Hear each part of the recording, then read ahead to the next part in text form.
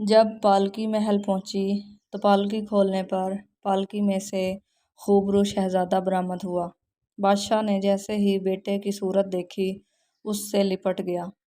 ملکہ اور دایا حیران پریشان آنسو بہاتے رب کی شکر گزار ہوئیں۔ ان کے رب نے معجزہ کر دیا تھا اور ان کی مدد کی تھی۔ دلہن ساتھ لے کر کئی منزلیں طے کرتے واپس وطن کی راہ لی۔ شہزادہ جو اب بادشاہ کا جانشین بھی تھا اس نئی زندگی میں کھو گیا۔ خوبصورت بیوی، ماں باپ کا پیار، کبھی وہ واپسی کا سوچتا بھی تو کوئی نہ کوئی نیا مسئلہ اس کی توجہ کھینچ لیتا۔ اس طرح پورا 1 برس گزر گیا۔ امور سلطنت اب شہزادے کے ہاتھ میں تھے۔ ادھر ناگن نے اپنے وفادار شوہر کا بہت انتظار کیا۔ آخر ایک روز محل جانے کا فیصلہ کیا۔ چلتے چلتے منزل پہ پہنچی۔ محل جا کر شہزادے کی خوابگاہ ڈھونڈی۔ وہاں شہزادے کی اپنی دنیا تھی۔ ناگن نے محسوس کیا کہ اب شاید اس کے محبوب کی زندگی میں اس کی کوئی جگہ باقی نہیں۔ ایک مکمل گھر، پیار کرنے والی بیوی، سکون کی وہ نیند جو اتنے عرصے میں ایک دن بھی ناگن کو نصیب نہ ہوئی تھی، اس سے اپنے محبوب شوہر کی بے وفائی برداشت نہ ہوئی۔ شہزادی کی چٹیا چارپائی سے نیچے لٹک رہی تھی۔ ناگن نے اس کا پھندا بنایا اور خود کو پھانسی دے لی۔ صبح اس کی لاش دیکھ کر خادماؤں اور شہزادی نے شور مچایا۔ جب تک شہزادہ وہاں پہنچا اس کی پیاری ناگن اپنی جان محبت کے نام پہ گنوا چکی تھی۔ اسے دکھ ہوا، اپنے ہاتھوں سے دفنایا اور روتا رہا، لیکن اب اس کے پیچھے کوئی نہیں تھا۔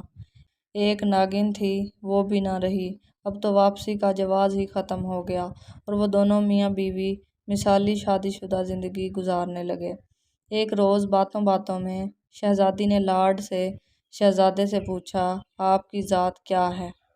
شہزادے سے کوئی جواب نہ بن پڑا۔ شہزادی نے سوال دہرایا اور جواب نہ پا کر مزید اصرار اور ضد کرنے لگی۔ عورت ذات ٹیڑھی پسلی کی پیدائش، بظاہر اس کے پاس اس ضد کی کوئی وجہ یا جواز نہیں تھا۔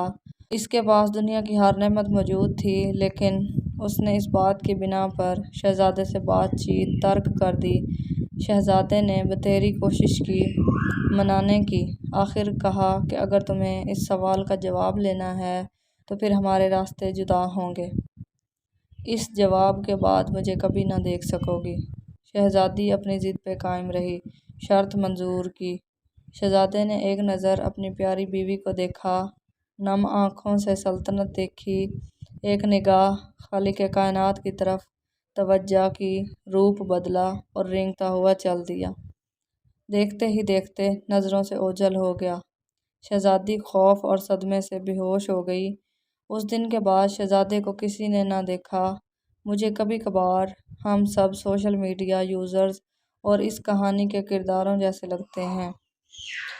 ہم لوگ کسی اور دنیا سے روپ بدل کر یہاں بادشاہ، شہزادے اور شہزادیاں ہیں، اپنی اصل دنیا کو بھلائے ہوئے، روپ بدل کر۔ لیکن کوشش کریں کہ ہماری وجہ سے کسی کی دل آزاری نہ ہو، کوئی اپنا پھا لے کر مر نہ جائے، اور اپنی ذات کو اتنا جھوٹ کے پردوں میں نہ چھپائیں کہ جب ہم اپنی ذات بتائیں تو کوئی صدمے سے پاگل ہو جائے۔ کہانی فرضی ہے لیکن ہم سب کے لیے ایک سبق ہے۔